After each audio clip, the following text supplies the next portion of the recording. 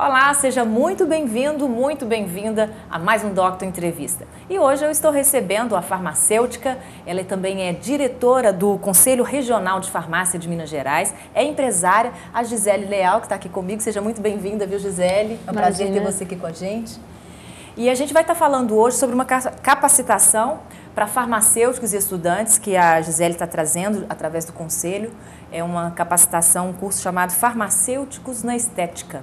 Nós vamos falar também sobre a diferença de genéricos, similares, vamos tirar algumas dúvidas e outras atribuições do Conselho, vamos conhecer um pouco mais do Conselho. Mas antes eu gostaria que você falasse sobre você. Quem é a Gisele, como você veio parar no Conselho, né? Contar um pouquinho dessa sua história, de onde que você é.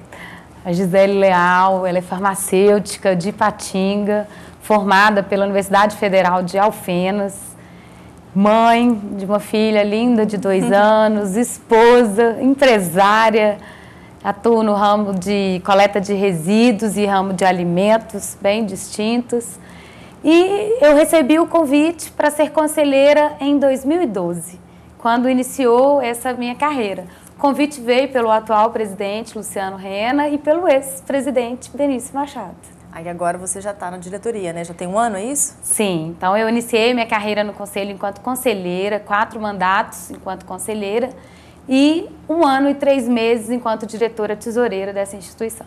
Vamos falar então um pouquinho do Conselho Regional de Farmácia. Eu fiquei sabendo agora, entrei lá no site de vocês e vi que vai acontecer o primeiro Fórum de Farmacêuticos na Política de Minas Gerais, é isso mesmo? Vai acontecer ou já aconteceu? Vai acontecer no próximo dia 16 de março agora. Esse encontro é exatamente para fortalecer os farmacêuticos que hoje se engajam nos setores executivos e legislativos. Colocar o Conselho à disposição para apoiá-los nessa luta aí. E dentre os farmacêuticos eleitos, hoje nós temos 35 profissionais farmacêuticos. Eu vi, né? Que agora com cargo de prefeito, vice-prefeito, vereador, não é assim? Correta. E tem mulheres. Com certeza. Pena que temos poucas mulheres ainda. Então, nós temos 6 dentro desses representantes, que representa aí 17%.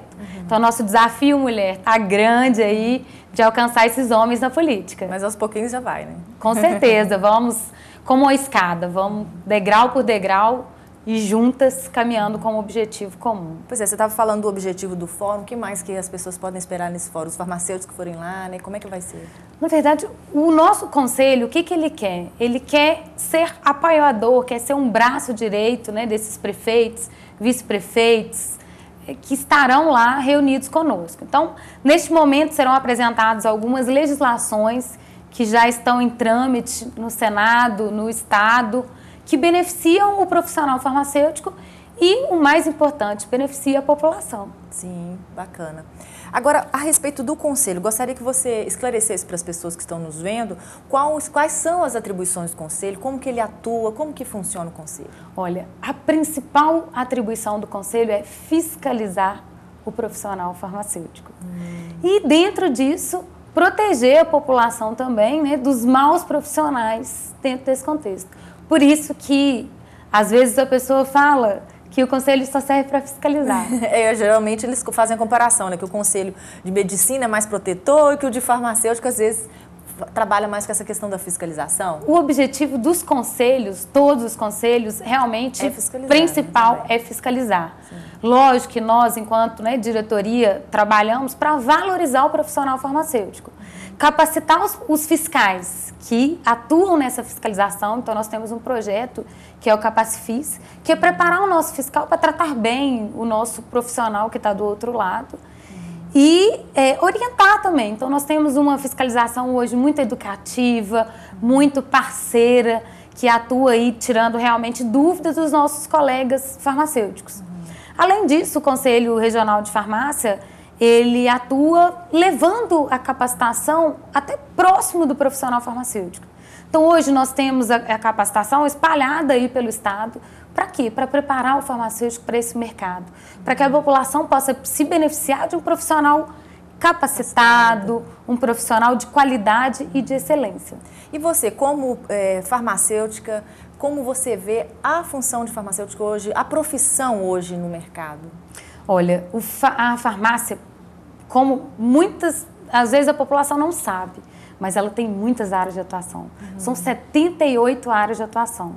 Dentre elas, a estética, que é uma das capacitações que nós estamos trazendo hoje para o município de Caratinga.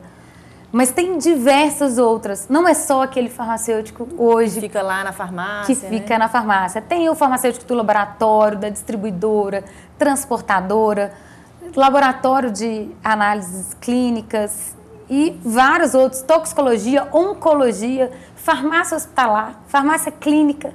Tem muitas aí áreas de atuações do profissional farmacêutico.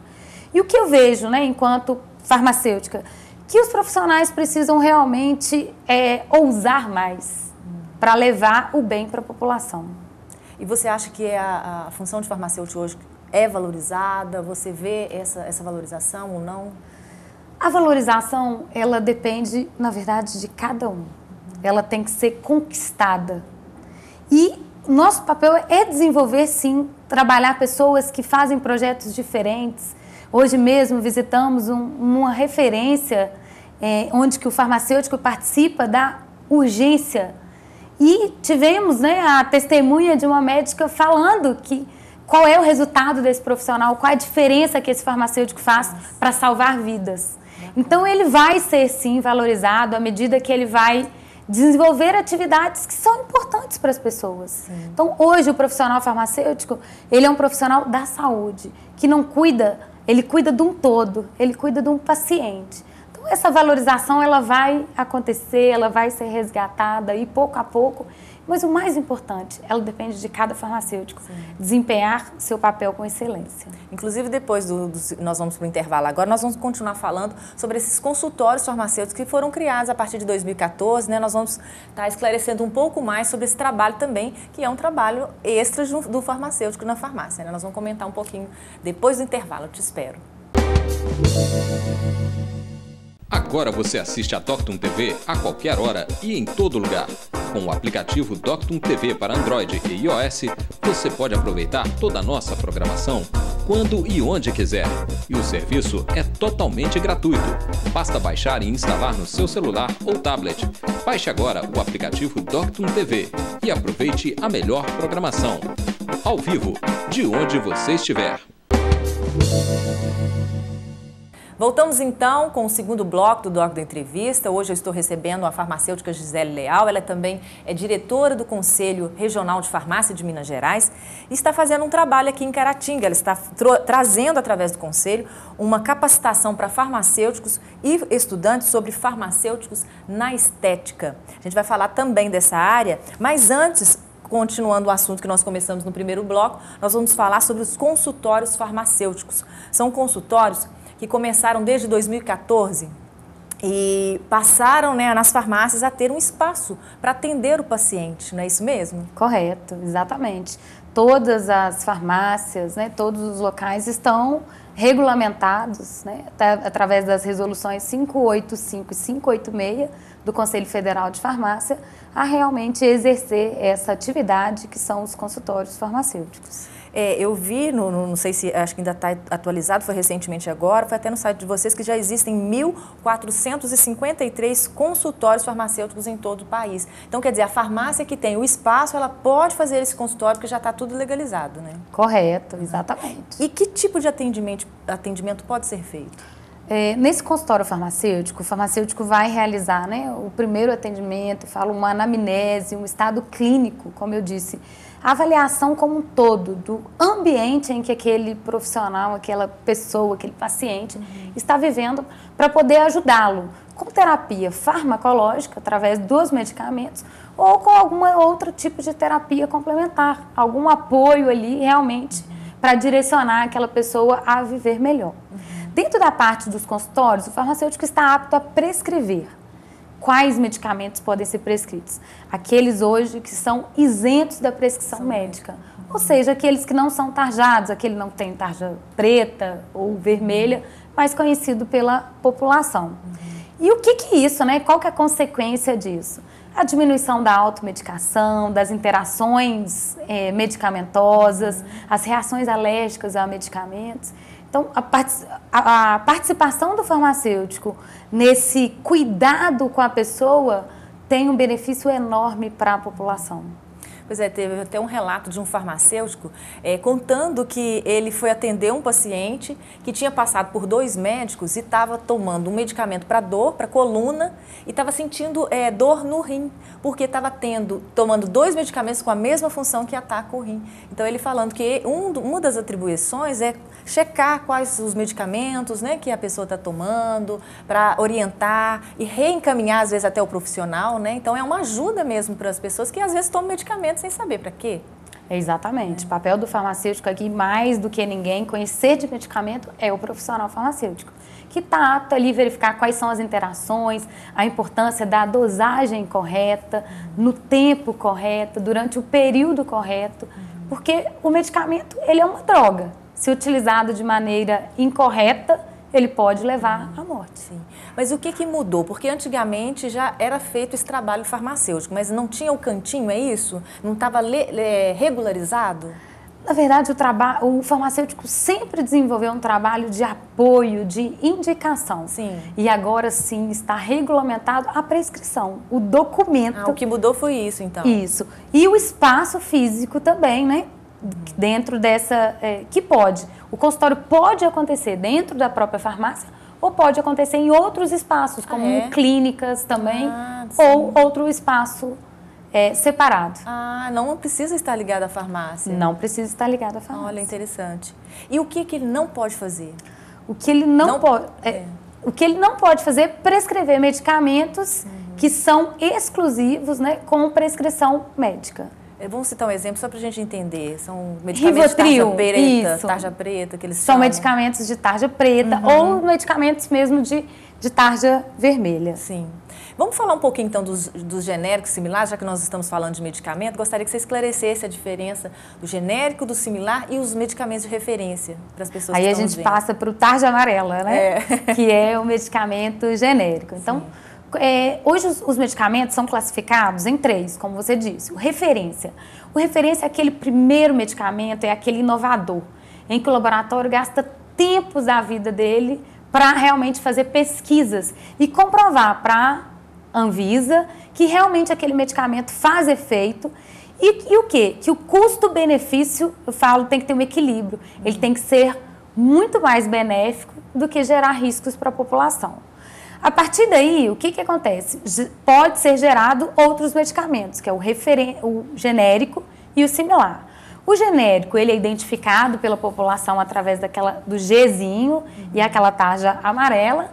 E o similar, ele é outros medicamentos que não está identificado como referência, que é aquele Rzinho na caixa, ou o genérico. Então, o similar são todos os outros medicamentos. Tecnicamente, qual que é a diferença? O referência é o primeiro que tem que comprovar toda a eficácia. O referência, ele tem 2 testes principais, que é a bioequivalência e a biodisponibilidade. Bioequivalência equivale ao medicamento referência.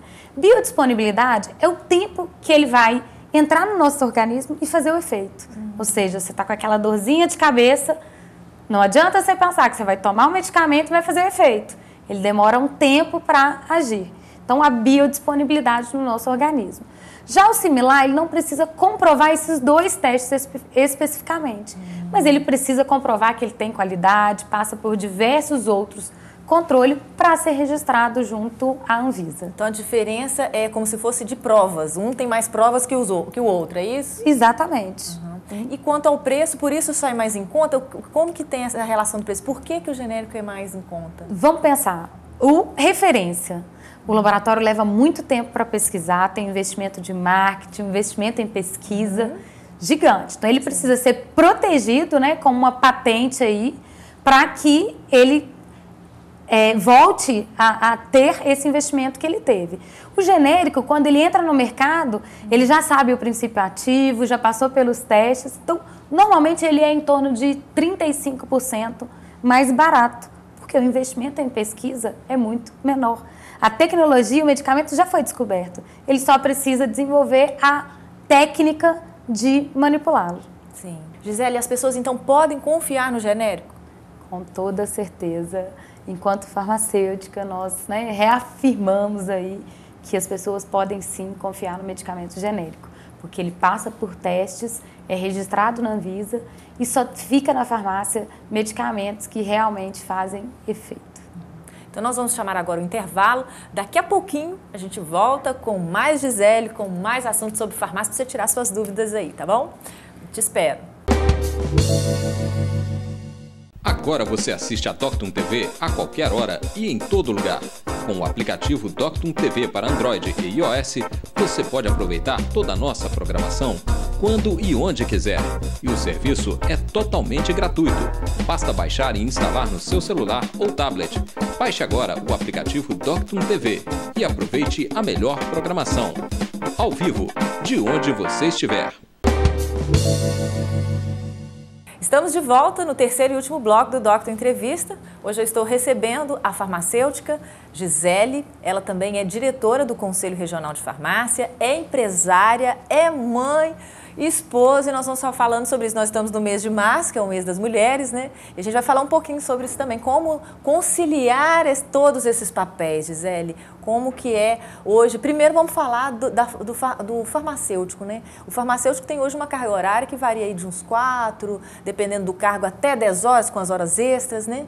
E eu sei que a maioria dos farmacêuticos, parece que 70% é mulher nos cursos de farmácia, é isso mesmo? Exatamente. Desde 2004, quando eu me formei, já existia esse percentual dentro da sala e hoje a gente manteve esse percentual. Hoje somos em torno de 26 mil profissionais farmacêuticos no estado e desses 26, em torno de 70% somos do sexo feminino. E, inclusive, a nossa diretoria hoje também somos 3 mulheres, né, composta aí, forma 75% da nossa diretoria. Ai, bacana. E, pois é, e como que hoje você, que também é farmacêutica, passa por esse processo de ter que conciliar todos esses papéis, e aí, como que faz? Conta o segredo. É extremamente desafiante. Né? Mas Deus nos deu um dom maravilhoso, que é fazer diversas coisas ao mesmo tempo. E fazer bem feito, porque tudo que nós pegamos para fazer, a gente quer fazer bem feito. Ser mãe, uma dádiva, um presente, uma maravilha. Você tem uma filha de 2, não é isso? Uma filha de 2 aninhos. Então, essa é uma companheira minha. Desde a barriga ela já me acompanha. Hoje no Conselho eu moro em Ipatinga, mas a nossa sede é em Belo Horizonte. Hoje temos uma reunião por semana. E durante esse período ela me acompanhou na estrada aí para realmente estar próximo. Ser mãe ali é esse desafio. Ser esposa, eu brinco, né? Tem que ter um parceiro. E o meu parceiro é farmacêutico também. Que bom, já facilita, né? Então entende um pouco, né, dessa parte que é me doar aí também enquanto diretora do conselho. Me doar para a classe farmacêutica, querendo sonhar os sonhos deles e transformar realmente em realidade esse papel. Empresária, nós somos, depois que a gente escolhe essa vida de ser empresária, a gente trabalha 24 horas. Ligada no 220. E enquanto diretora, 24 horas. Por quê? Porque a gente realmente quer estar disponível para as pessoas. Então aí realmente tem que estar ligada no 220. Mas tem um tempinho ali para descansar, né? Conta. Tem que ter, né? Senão não dá para levar, dá? A vida tem que ter um equilíbrio. Tem que ter né? um equilíbrio, então né? Tem que ter um momento sim de descanso, de lazer. O domingão ali tem que ser da família, tem que ser da diversão, para a gente conseguir realmente equilibrar e dar conta disso tudo. Você me disse que é empresária, né? Tem uma empresa, gostaria que você falasse da empresa. Empresa de? A empresa de coleta de resíduos dos serviços de saúde. Tá. Eu fui uma farmacêutica um ponto ousada e diferente, porque grande parte dos meus colegas e minhas colegas farmacêuticas atuam colocando medicamento no mercado. Então a gente vai para a faculdade, vai lá desenvolver o medicamento, pesquisar como que vai ser esse medicamento, vai para a indústria, da indústria transportadora, distribuidora, chega até a farmácia, chega até o hospital esse medicamento. E uma preocupação que me dava era, o que eu vou fazer com o medicamento depois de vencido? O que eu vou fazer com aquelas sobras de medicamento? E a minha preocupação era todo esse medicamento está contaminando o meio ambiente. O que eu posso fazer de diferente? Foi aí que surgiu a Farmambiente, que é os farmacêuticos do meio ambiente. Uma empresa que atua, né, na parte da coleta desses resíduos. E depois me veio uma outra oportunidade, que é farmacêutica de alimentos. Então hoje eu também trabalho com essa parte de alimentos, com um restaurante. Ah, sim. Também. Inclusive, eu não sei se as pessoas que estão nos ouvindo e nos vendo também sabem, toda farmácia, estabelecimentos, hospitais também me parece que entram nessa situação, precisam ter um local para descartar os medicamentos e depois essa empresa, no caso você tem uma também, especializada, vai buscar esses medicamentos com todos os critérios para serem incinerados ou outro tipo, eu não sei, acho que incinerados mesmo, né? Exatamente.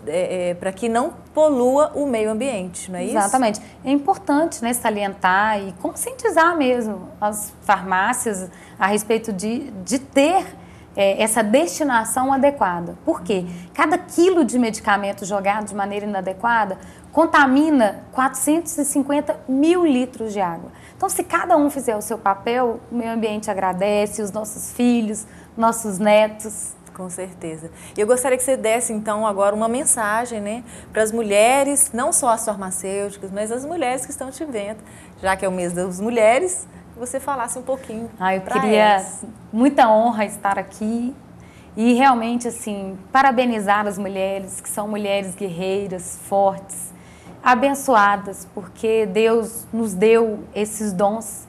E o que eu desejo a todas é que utilize esses dons sempre para o bem, fazendo a felicidade do outro. Porque nós vivemos ao mundo para servir. E esse é o maior dom e o maior bem que Deus nos deu. Muito bem, muito obrigada. Foi um prazer conversar com você. O nosso tempo terminou, não temos mais tempo, mas espero que volte mais vezes. E parabéns por este trabalho, né, de capacitar os farmacêuticos, vocês com o conselho, o presidente do conselho está aqui conosco também. Obrigada pela presença, né, e continue esse trabalho bacana, né, que nós realmente precisamos de todo um conjunto de cada um fazendo a sua parte para ter esse todo, né, não só para o meio ambiente, mas também para os farmacêuticos, esse apoio todo. Eu é que agradeço a oportunidade, pode contar conosco. Enquanto Conselho Regional de Farmácia de Minas Gerais, nós agradecemos, estamos à disposição.